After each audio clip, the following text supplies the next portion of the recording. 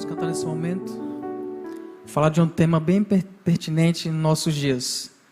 Desperta a igreja, o noivo já vem. Amém.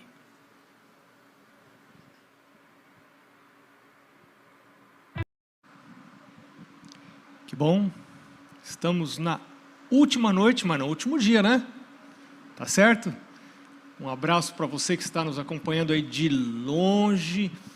Eu vi que tem gente no Suriname acompanhando a gente, Guiana Francesa, vários lugares do Brasil, e é muito bom estar com vocês. Eu quero cumprimentar também o pessoal de Libras, que está todas as noites aqui, que coisa maravilhosa, né? Que bom que vocês estão aqui. Um abraço para a Letícia. A Letícia me falou, Deus usou as mensagens que o Espírito Santo fala na mente da pessoa, né? Para tomar decisão e romper com algumas coisas que estavam meio que amarrando ela de ir trabalhar para Ele. Ela vai trabalhar para o Senhor agora. A Valéria também disse que ouvindo os podcasts, recebeu respostas de Deus. Que bom, louvado seja Deus. Perdão, teve mais alguém que falou para mim, olha pastor, ouvindo a mensagem de ontem, eu resolvi ler o Grande Conflito. E aí ele mandou para mim uma foto do Escolhido, Os Escolhidos, que na verdade é a versão na linguagem mais moderna do livro Grande Conflito, né? Claro que vale os Escolhidos. Você pode, se você tem esse livro, Os Escolhidos, leia, né? Maravilhoso, que bom. O Espírito Santo está mexendo com vidas de pessoas e convidando pessoas a se prepararem para a vinda de Jesus. Hoje nós vamos estudar um tema cortante, um tema importante, baseado em Apocalipse capítulo 20. Então, tome a sua Bíblia, abra a Bíblia. Alguns dizem, pastor, já estou aqui com meu lápis e minha caneta. Ótimo, para você sublinhar. Eu também, hoje à tarde, fiquei sublinhando aqui os textos que eu quero destacar para você. Na verdade, a gente vai ler todo o capítulo 20, que é um capítulo curto, são só 15 versos. E se Deus quiser, nós vamos cobrir todo o capítulo 20. E amanhã vamos estudar capítulo 21 e 22, vamos terminar o livro do Apocalipse. Ficou faltando tanta coisa, que a gente não teve tempo, mas agora você vai ler, você vai estudar, e vai ler junto o livro Grande Conflito, e vai aprender. Tem muita coisa para a gente aprender no livro do Apocalipse. Vamos curvar então a cabeça e vamos orar a Deus.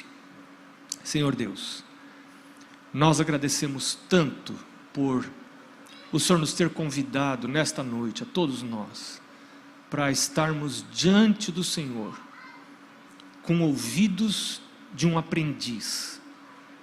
Nós queremos conhecer mais. Nós queremos estar preparados para a crise que já está se aproximando, para os eventos que vão anteceder a vinda de Jesus.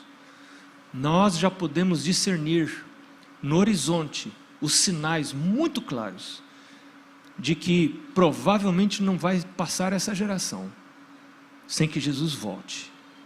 E é para isso que nós acordamos todo dia, para nos prepararmos para estar com o Senhor.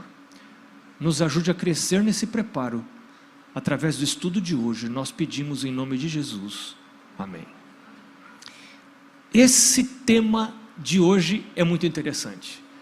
O juízo e os 1000 anos. O que isso tem a ver comigo? Como isso afeta a minha vida hoje aqui? E eu quero convidar você já para a gente ir para a Bíblia, vamos ler a Bíblia e deixar que a Bíblia fale para nós. Capítulo 20, verso 1, diz assim, então vi descer do céu um anjo, tinha na mão a chave do abismo e uma grande corrente. Ele segurou o dragão, a antiga serpente. Você já sabe quem é a antiga serpente, quem é o dragão. Se você não sabe, você vai lá para Apocalipse capítulo 12, no capítulo 12 explica que a antiga serpente é diabo, Satanás, o sedutor de todo mundo. E o prendeu por 1000 anos. Você já estudou isso também? Você, quando fez estudo bíblico, antes de você se batizar, você aprendeu que essa prisão de Satanás não é uma prisão física, mas é uma prisão de circunstâncias. Jesus vai ter voltado nesta época, os que estavam vivos. Nós vamos ter, quando Jesus voltar, nós vamos ter dois grupos de pessoas principais. Nós vamos ter os mortos e os vivos. O morto já não é mais pessoa, mas vamos dizer assim, né? Vamos ter mortos e vamos ter vivos.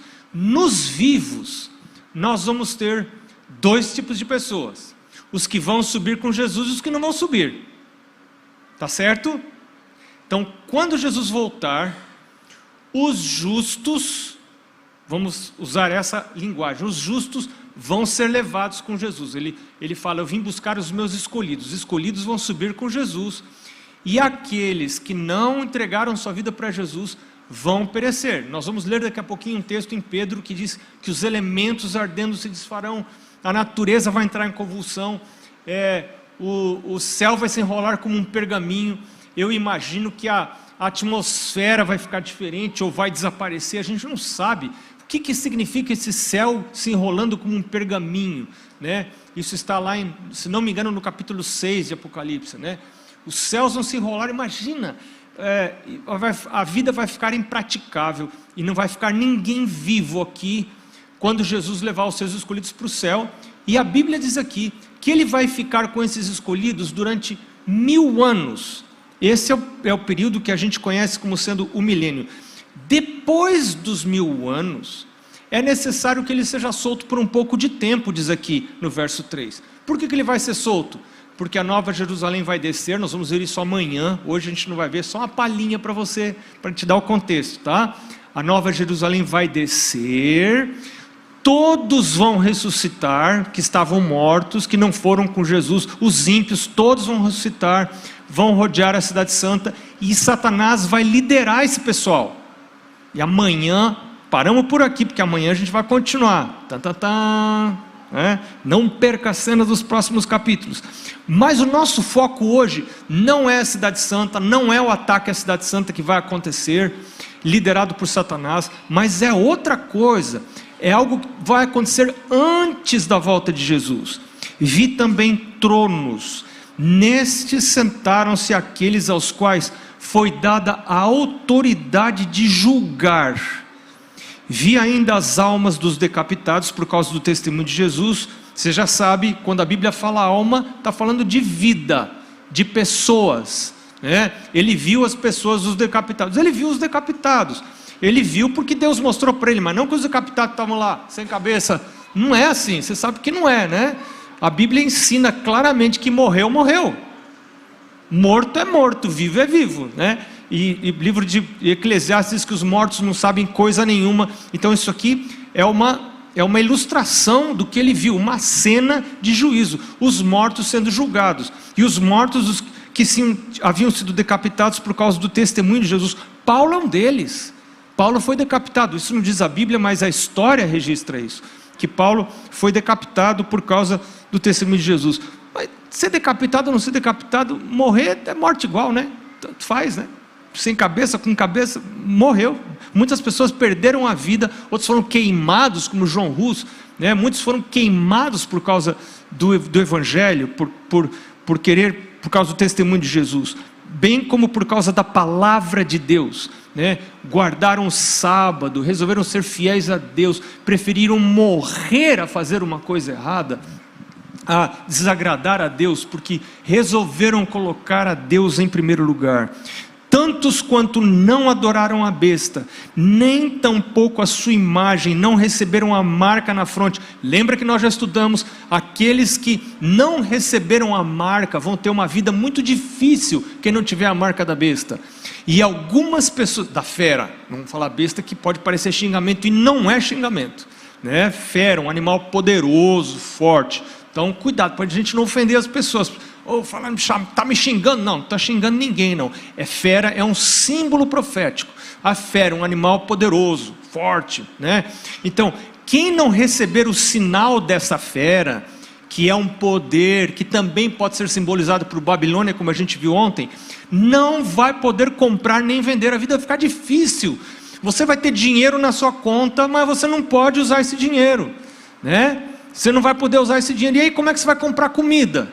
E como é que é esse negócio? Vai ser muito, muito difícil a vida dos filhos de Deus. Nesse tempo, Os filhos de Deus vão precisar ser sustentados milagrosamente. Você lembra que isso já aconteceu no passado?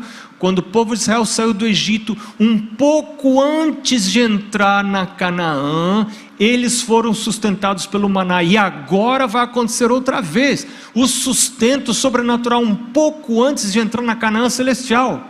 Deus vai prover o sustento, porque eles não vão ter mais o que comer. Muitos vão estar fugindo de turbas enfurecidas, porque a natureza vai estar em convulsão, catástrofes vão ocorrer, e as pessoas vão dizer: é por causa daquele povo que não se junta a nós. Os radicais são pessoas do ódio, que estão pregando o ódio, são radicais, literais no estudo da Bíblia, e vão ter uma vida muito difícil, e vão ter que fugir, estar escondidos muitos deles, alguns vão perder a vida.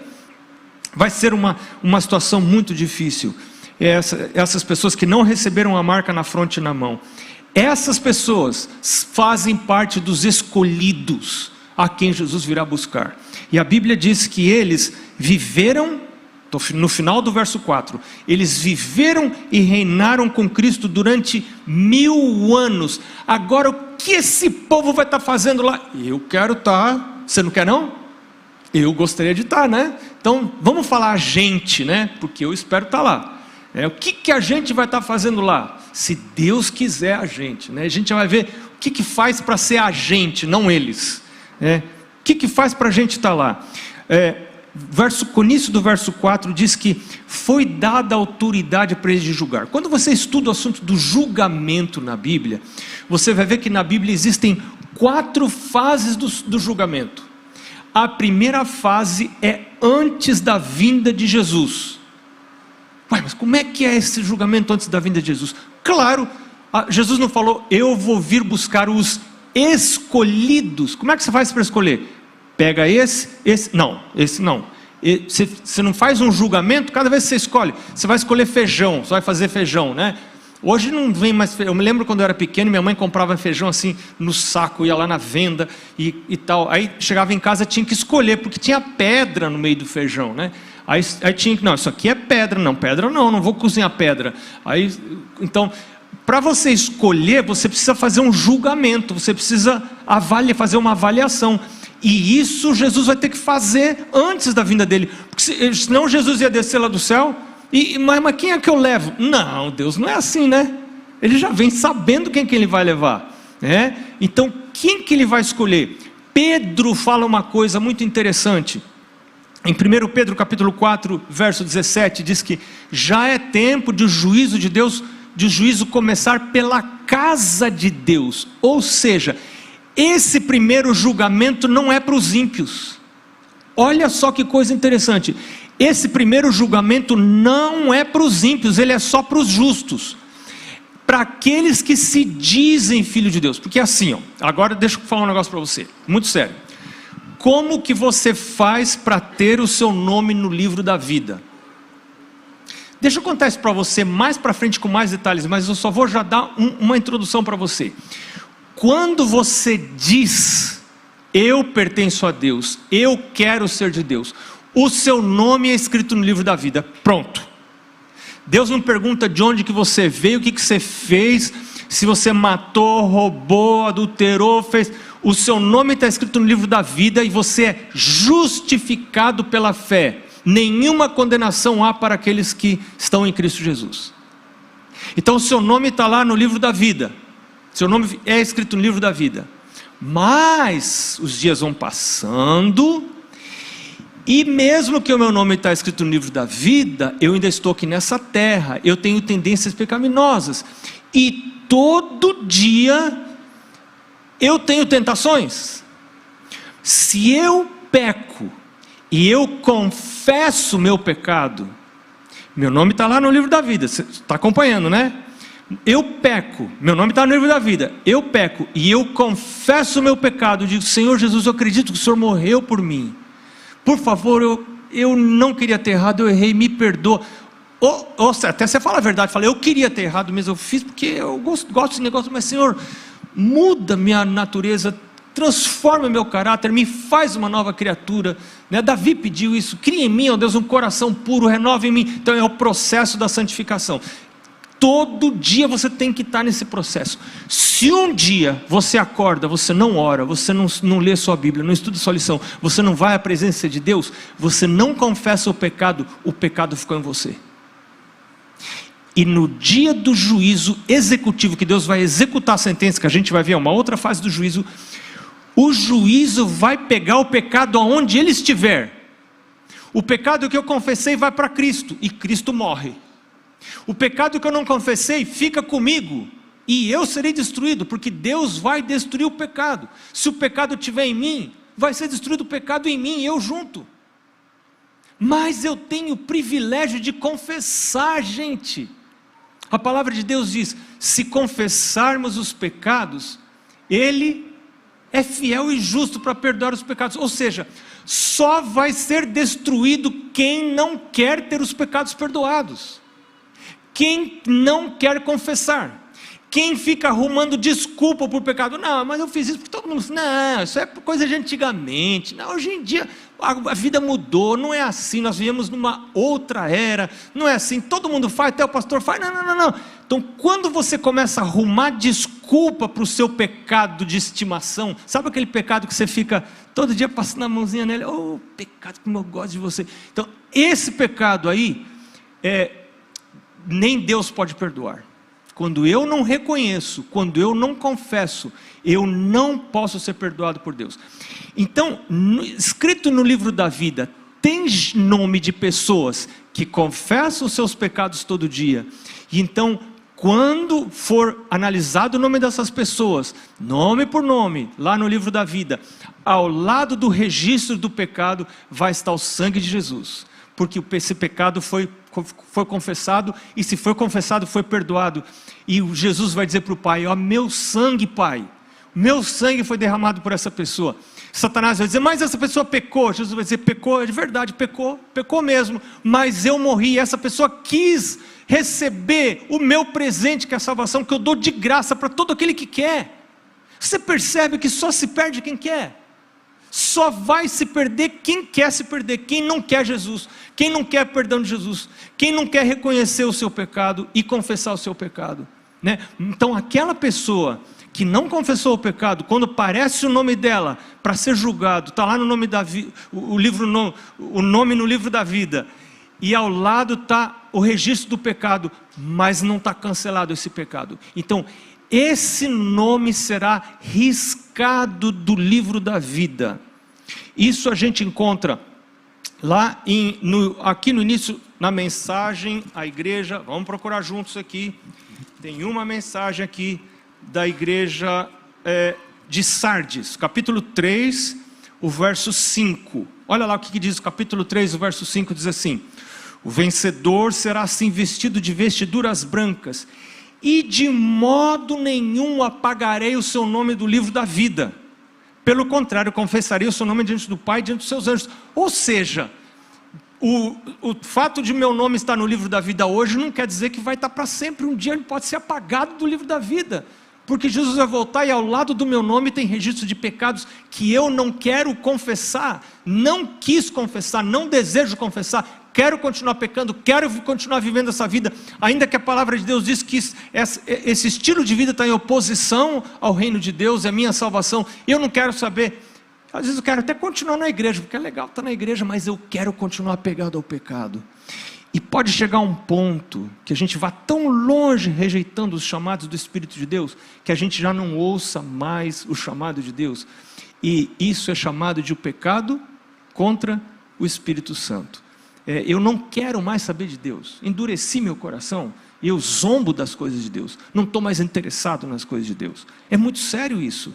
Então nós temos 4 fases do juízo. A primeira fase é o juízo antes da volta de Cristo, quando Cristo vai olhar os escolhidos, porque tem gente na igreja que está com o nome no livro da vida, né? Todo aquele que fala, eu sou de Cristo, está com o nome no livro da vida. Mas Jesus disse uma coisa interessante. Jesus falou assim: nem todo aquele que diz Senhor, Senhor, vai entrar no reino de Deus. Porque tem gente que por fora é bela viola, mas por dentro pão bolorento. Você não sabe, e no céu nós vamos ter surpresas, né? Você olhava lá um pastor pregando coisa mais linda lá na frente e tal, daqui a pouco lá no céu, cadê o fulano?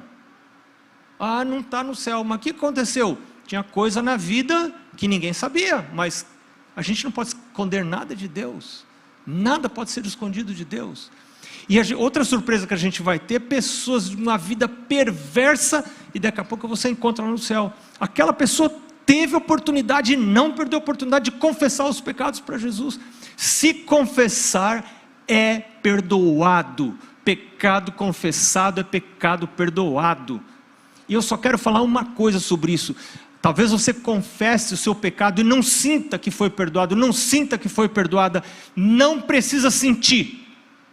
A veracidade da palavra de Deus não depende do seu sentimento.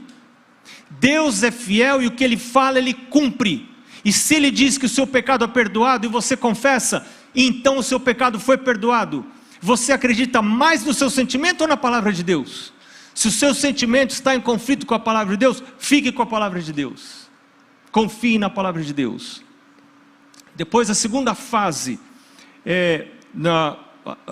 a segunda fase do juízo é na própria segunda vinda, quando Cristo vai recompensar aqueles que confessaram os seus pecados, e então vai levá-los para o céu, né? Isso com base no julgamento que Ele fez antes.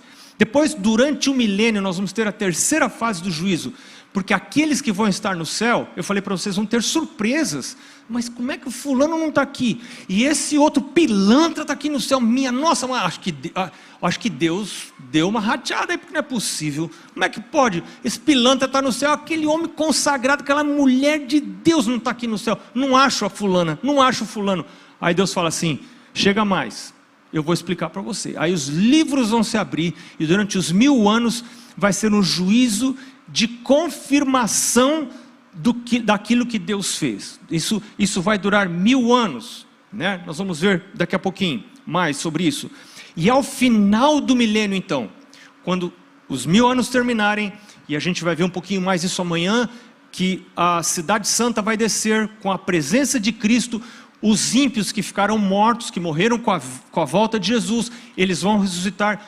Todos que estão no túmulo, diz João capítulo 5, todos que estão no túmulo ressuscitarão, uns para a honra eterna, outros para a vergonha eterna, né? Mas todos vão ressuscitar, né? E aí os ímpios vão rodear a cidade santa, etc. E aí vai descer fogo do céu e vai consumir a todos. Então nós temos 4 fases do juízo, mas vamos continuar a leitura. Olha o verso 5, diz assim: os restantes dos mortos não reviveram, ou seja, os ímpios.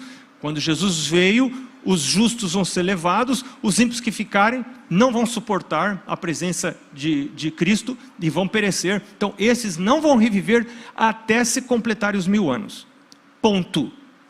Aí agora era para ser um novo parágrafo. Você sabe, tem alguma coisa interessante na Bíblia? No original, quando a Bíblia foi escrita, e o Novo Testamento foi escrito em grego, né, não tinha ponto, nem vírgula, nem espaço, nem parágrafo. Era uma letra ligada na outra, uma palavra ligada na outra.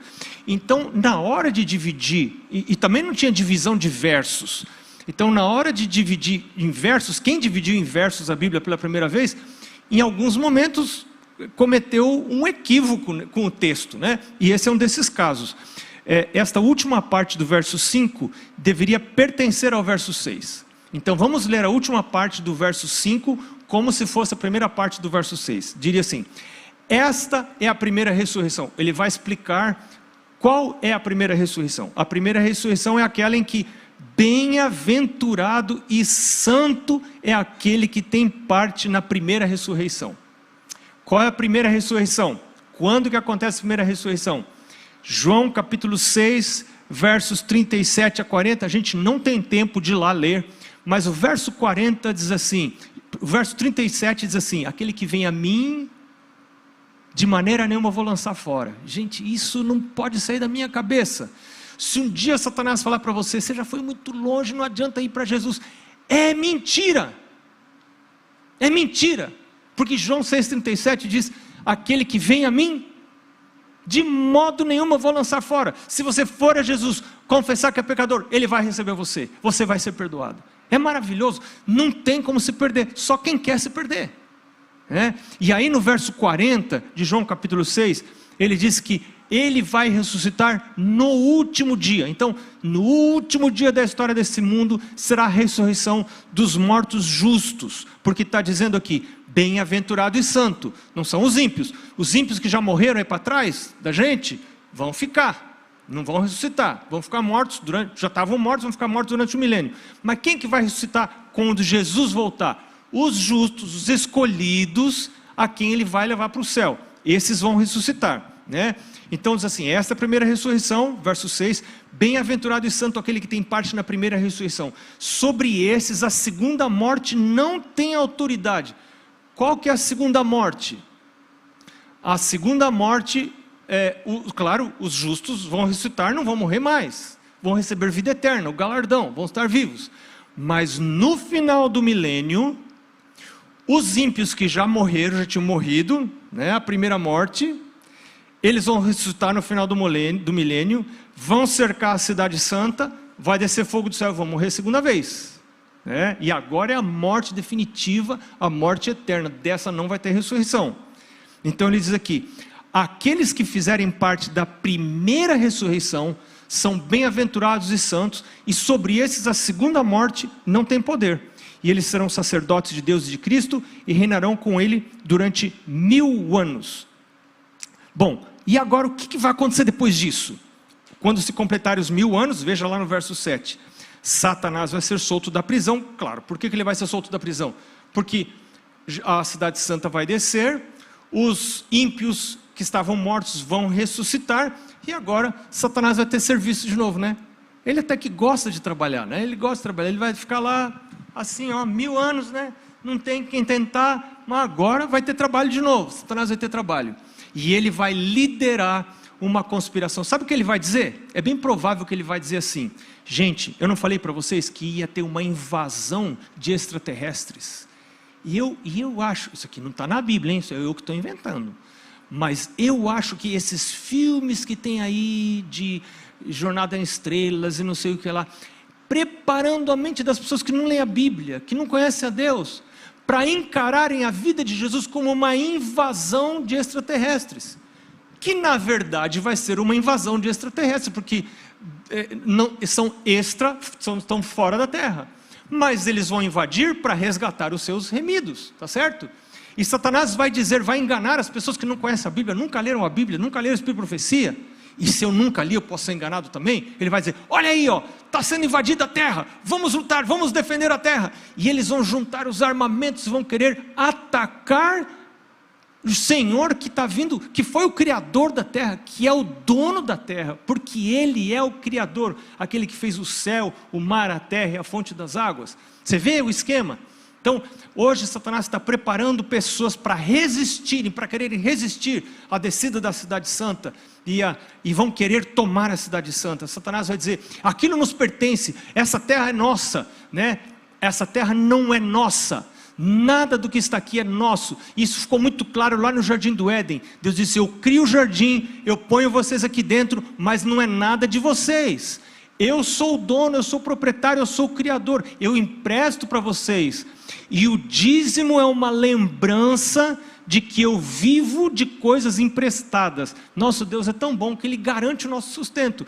Mas para eu não esquecer que é Ele que é o dono, Ele fala, cada vez que você receber alguma coisa, eu quero que você me retorne a parte que eu peço para você retornar, para você não esquecer que eu sou o Criador, que eu sou o dono de todas as coisas. Então olha o verso 8, Satanás sairá a seduzir as nações que há nos 4 cantos da terra, Gog e Magog, a fim de reuni-las para a peleja. O número dessas é como a areia do mar. Marcharam então pela superfície da terra e sitiaram o acampamento dos santos, a cidade querida. Desceu, porém, fogo do céu e os consumiu. O diabo sedutor deles foi lançado para dentro do lago de fogo e enxofre, onde já se encontram não só a besta, como também o falso profeta. Serão atormentados de dia e de noite pelos séculos dos séculos. Você sabe que na linguagem poética hebraica, esse negócio, atormentados de dia e de noite pelos séculos dos séculos, é apenas uma maneira poética de dizer que este fogo vai fazer o seu trabalho até que o trabalho seja completado. E esse trabalho será definitivo. É isso que isso quer dizer com dia e de noite pelos séculos dos séculos. E agora algo que me impressiona muito no verso 11. O que João viu. João viu um grande trono branco. Quando eu leio isso, isso é muito sério. Isso é muito solene. Ele viu um grande trono branco. E aquele que se assenta, que nele se assenta, de cuja presença fugiram a terra e o céu, e não se achou lugar para eles. Você já pensou? Nossa, a presença desse trono branco, e daquele que se assenta sobre esse trono branco, diante dele fugiram o céu e a terra, e não se achou lugar para eles. Vi também os mortos, os grandes e os pequenos, postos em pé, diante do trono. Então se abriram os livros, ainda outro livro, o livro da vida, foi aberto, e os mortos foram julgados segundo as suas obras, conforme o que se havia achado nos livros. Eu quero aqui ler alguma coisa para você sobre como estar com seu nome escrito no livro da vida. O texto que nós vamos ler não cita literalmente o livro da vida, mas nós podemos entender que pode ter referência ao livro da vida. Romanos capítulo 10, versos 9 a 13. Romanos capítulo 10, versos 9 a 13. Olha o que diz lá, diz assim: se com a tua boca confessares Jesus como Senhor, e em teu coração creres que Deus o ressuscitou dentre os mortos, serás salvo. Você fala assim: Jesus é meu Senhor, eu quero que Ele mande na minha vida. Eu não quero mandar mais. Paulo falando: vivo não mais eu, mas Cristo vive em mim. Não é o que eu quero, sim o que Ele quer. É Ele que vai determinar a minha vida, é Ele que vai orientar o que eu visto, o que eu faço. Minha opção sexual é a opção que Ele fez quando eu nasci. Ele que mandou na minha vida. Eu vou subordinar minha vida à vida dele, a comida que eu como, com quem eu namoro, com quem eu caso, o trabalho que eu vou fazer. Tudo é Ele que manda, eu submeto minha vida a Ele. Isso quer dizer Jesus o Senhor. Ele é o Senhor, não é eu que mando. Eu não mando nada, eu só aceito a vontade dEle na minha vida. Então, se eu fizer isto, eu serei salvo. Diz aqui, o verso 9. O verso 10, porque com o coração se crê para a justiça e com a boca se confessa a respeito da salvação. Porquanto a Escritura diz: todo aquele que nele crê não será confundido. E o verso 13, todo aquele que invocar o nome do Senhor será salvo. Você invocou o nome do Senhor, você confessou que Jesus é seu Senhor, seu nome está no livro da vida, você está salvo. Tá? Mas lembra que esse nome pode ser riscado, né? Então, qual é o critério para o julgamento? Primeiro, meu nome tem que estar no livro da vida. Mas, aqui no verso 13, diz que, finalzinho do verso 13 diz assim: foram julgados um por um, segundo o quê? As suas obras. Mas nós não somos justificados pela fé? Como é que nós somos julgados pelas obras? Olha, lembra que diz Efésios, nós somos julgados pela fé, fomos escolhidos de antemão para quê? Para boas obras. Se eu sou justificado pela fé, se Jesus é meu Senhor, eu vou produzir boas obras. As obras são resultado da justificação que o Senhor promove na minha vida. Então, obras são um critério para o julgamento, para o juízo. Mas tem um outro critério: os pensamentos. Você sabe que Deus lê os pensamentos? Você vê lá em Apocalipse capítulo 2, verso 23, ele diz: eu sou aquele que conheço os pensamentos. Lembra que em Salmo 139, Davi diz assim: o Senhor conhece o meu pensamento, o Senhor, antes de uma palavra chegar na minha boca, o Senhor já sabe o que eu falo. Deus sabe tudo que passa na minha cabeça, e ainda assim me ama. Tem coisas que passam na minha cabeça, eu não posso falar para os outros, porque se eu falasse, seria terrível. Mas Deus sabe todas estas coisas, e Ele ainda me ama. O Senhor Jesus veio buscar e salvar o que havia perdido. Lembra que Ele disse: eu não vim buscar justos, eu vim buscar pecadores. Os sãos não precisam de médico. Quem precisa de médico? São os doentes.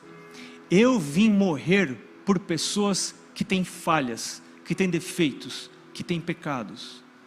Mas se você confessar o seu pecado, eu sou fiel e justo, e vou perdoar o seu pecado, e vou purificar você de toda injustiça. O seu nome não será arriscado do livro da vida. Se você tem maus pensamentos, confessa os maus pensamentos. Senhor, olha o que eu estou pensando, o Senhor está vendo o que eu estou pensando, meu Deus, me ajuda. Lembra como Davi orou? Davi ainda orou assim: sonda-me, ó Deus, examina os meus pensamentos, vê se é um caminho mau. E Davi tinha cada pensamento que não dava para falar para ninguém. Você sabe das histórias do Davi, né? Ui! E os pensamentos, mas Davi nunca escondeu de Deus. Ele tentou esconder das pessoas, mas quando o profeta chegou, ele reconheceu, né? E ele ainda pediu para Deus: Deus, sonda os meus pensamentos, me examina o meu coração, me cria em mim. Lembra outro verso que ele diz: cria em mim, Deus, um coração puro, não só mãos puras, não só ações puras, mas uma cabeça pura, uma mente pura. Eu não tenho mente pura, mas é porque eu não tenho mente pura que eu tenho que acordar mais cedo todo dia e ir à presença do Senhor e dobrar o meu joelho, meu chinelinho lá, joelhar em cima do chinelinho, né? E dizer: meu Deus, eu estou aqui, não é porque eu sou um pastor, eu estou aqui porque eu sou um pecador. Me ajuda, me purifica, me limpa. Senhor, não tira meu nome do livro da vida. Jesus diz: eu morri por você, meu filho. Isso é a graça de Jesus. Ninguém vai se perder porque pecou, todos pecaram. Alguém só vai se perder porque quis se apegar ao pecado e quis arrumar desculpa para continuar pecando e não quer confessar o seu pecado para Jesus. Olha como modelo a sociedade que está vivendo. Babilônia, quer seguir Babilônia, quer ficar parecido com Babilônia e aceita as ideologias de Babilônia e não quer confessar pecado, não quer ler a Bíblia, não quer ler Espírito de Profecia. E então não confessa, se acha uma pessoa muito boa, muito perfeita, e não confessa pecado, essa pessoa não pode ter salvação. Mas quando você se humilha e diz: meu Deus, eu realmente sou pecador, eu estou lendo a Bíblia, eu estou vendo que eu sou pecador, eu estou lendo o Espírito de Profecia, eu estou vendo que eu sou pecador, então agora eu tenho o privilégio de confessar. Tão fácil confessar. E eu vou dizer uma coisa para você ainda: confessar não quer dizer prometer para Deus que você nunca mais vai fazer. Não é isso. Confessar é reconhecer que está errado. Confessa hoje, confessa amanhã. Agora não brinca com o pecado. Não brinca com o pecado, porque ou Jesus tira você do pecado, ou o pecado tira você de Jesus. Não brinca com o pecado. Mas sempre que você confessar, vai ter perdão. Sempre que você confessar, vai ter perdão. Você só perderá a salvação se um dia parar de confessar. E é isso que Satanás quer fazer, fazendo você dormir tarde, acordando tarde, não tendo tempo de passar na presença de Deus, não pondo Deus em primeiro lugar. Jesus está chamando você hoje para levar uma vida honesta, íntegra na presença dEle, como Davi, pecador, mas íntegro. Fez coisas erradas, mas confessava, reconhecia: Deus está certo, eu estou errado. A Bíblia está certa, eu estou errado. Precisa ter grandeza de alma para fazer isso. Precisa se humilhar diante de Deus. Precisa reconhecer que eu sou gente, Ele é Deus. Eu sou gente, Ele é Deus. Eu sou pequeno, Ele é grande. Eu não sei nada, Ele sabe tudo. Ele conhece tudo. Ele lê meus pensamentos. Ele conhece minhas motivações. E quando eu assumo essa atitude, tem esperança, tem perdão, tem vida eterna. Não deixe escapar essa oportunidade. O Senhor Jesus está oferecendo muita coisa para a gente. Vida eterna. Tem muita coisa a perder. A gente tem muita coisa a perder se não aproveitar essa oportunidade. O amor de Jesus fez com que Ele desse a vida por nós. Tem gente hoje que está aceitando a oferta de Jesus. Vão passar pelo batismo. Que coisa maravilhosa que a gente tem batismo todas as noites, né? Que coisa maravilhosa. Eu quero convidar o pastor para entrar. Com os batizandos. Hoje nós vamos ter 2 pastores. O pastor Daunei e o pastor Guedelha. Pastor Pedro Guedelha.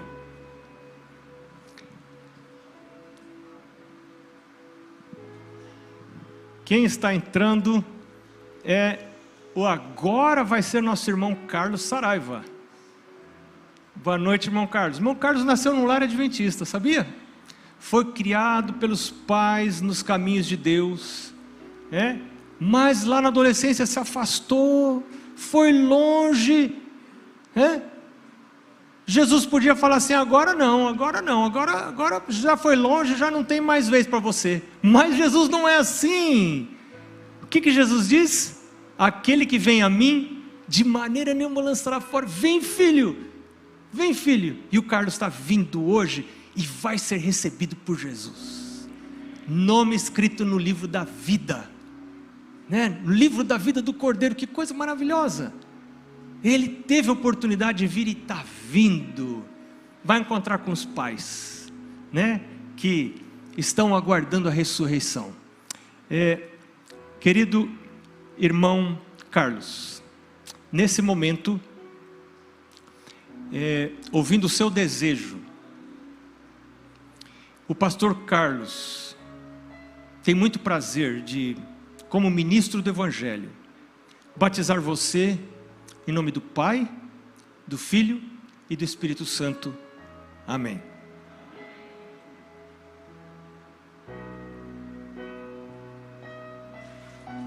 Amém. Amém. Louvado seja Deus.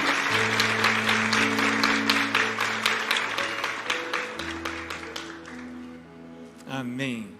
Amém. Agora a gente tem o outro lado do espectro da vida. Ela está começando a vida. No começo da vida está tendo a oportunidade de dizer: eu quero ter o meu nome escrito no livro da vida. Eu quero servir Jesus, quero andar com Ele na minha vida. É a Maria Eduarda. Que bom, Maria Eduarda. Ela é aluna da Escola Adventista de Icoaraci. Quem está batizando é o pastor Pedro Guedelha. Que coisa boa, Maria Eduarda. Você está com frio? Jesus vai esquentar você. Ela está motivada a salvar toda a família e ir para o céu. Maria Eduarda, nesse momento, ouvindo o desejo que você tem, o pastor Pedro, como ministro do Evangelho, vai batizar a você, em nome do Pai, do Filho e do Espírito Santo. Amém. Amém, louvado seja Deus. Nesse momento, em várias igrejas espalhadas aí pelo Brasil, outros batismos estão sendo feitos para a honra e glória do Senhor Jesus. Amém.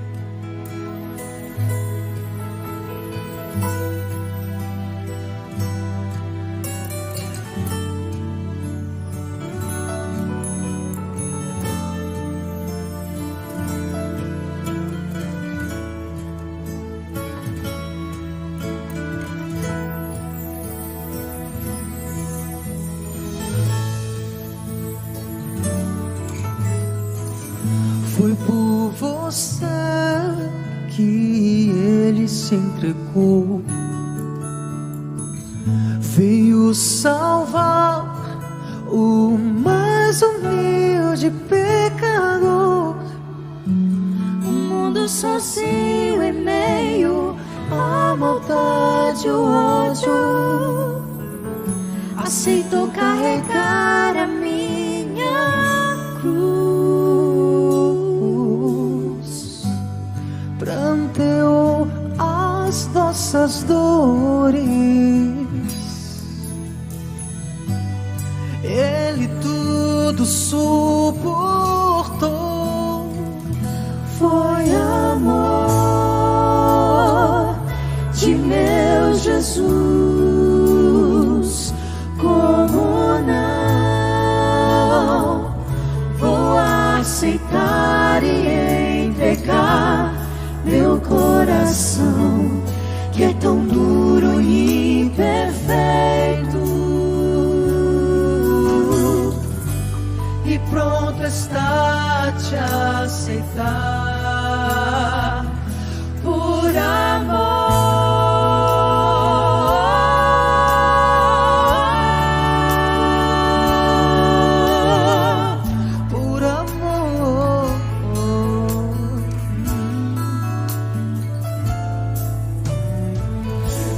Se hoje estás confuso e incerto, Deus estará bem perto e pronto a te ajudar.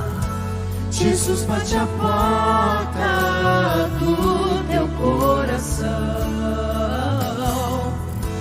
e quer oferecer-te a salvação. Sacrifícios e fez,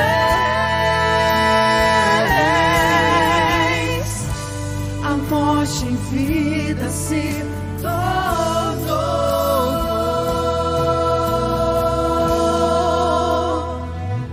Foi amor de meu Jesus,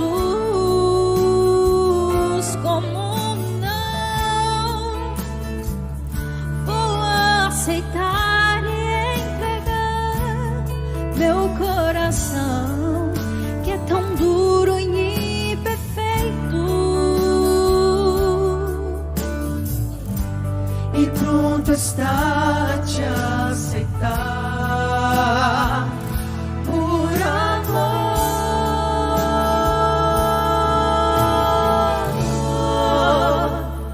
Se eu amo a mensagem da cruz até morrer, eu a vou proclamar.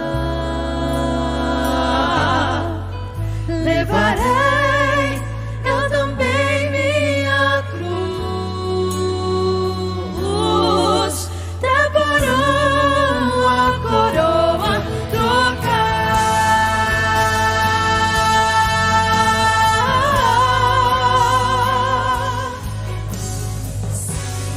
Foi amor, sim, foi amor, sim, foi amor. Foi amor de meu Jesus. Como não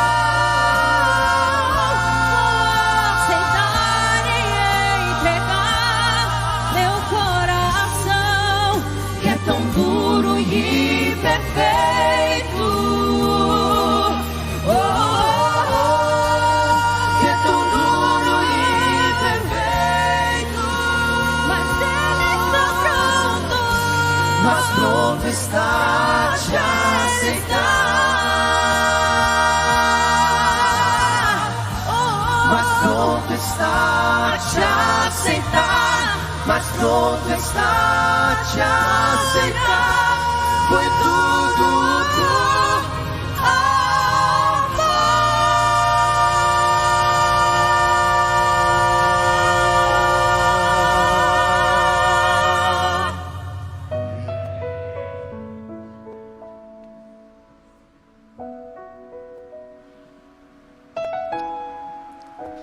Vamos fechar os olhos e vamos orar.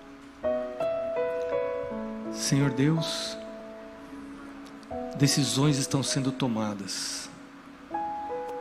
Decisões para a eternidade estão sendo tomadas hoje aqui. Ao estudar a Tua palavra, o livro do Apocalipse, percebemos que estamos muito perto do desfecho final de todas as coisas. Nós não temos mais tempo. Um dia não vamos mais poder decidir, mas agora ainda temos oportunidade. Podemos confessar pecados. O Senhor é fiel e justo, perdoa, veio aqui morrer por nós. O Senhor não rejeita pecadores, o Senhor recebe pecadores que querem o perdão. Existem pessoas aqui que estão tomando a decisão para o batismo e vão comunicar essa decisão. Vão procurar o ancião da igreja, vão procurar o pastor, porque decisões secretas são decisões fracas.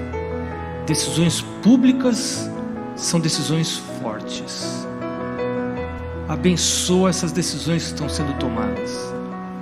Outras pessoas estão pedindo pedindo ao Senhor ajuda para fortalecer o hábito de buscar o Senhor em primeiro lugar, todas as manhãs, separar tempo para orar, para estudar a Bíblia, para estudar o Espírito de Profecia, estudar a lição da escola sabatina. Elas não têm força em si mesmas, como eu também não tenho, Senhor, o Senhor sabe, mas tudo podemos naquele que nos fortalece. Opera milagres, Senhor, dando para nós domínio próprio que nós não temos. Eu peço a tua bênção sobre o teu povo nesta noite, em nome de Jesus, amém. Amanhã, nosso último dia do Adorai, mas não o último dia da sua ligação com Deus. Os hábitos que você está formando aqui, nos 10 dias de oração, 10 horas de jejum, você vai levar para o resto da vida. Então, nos vemos amanhã.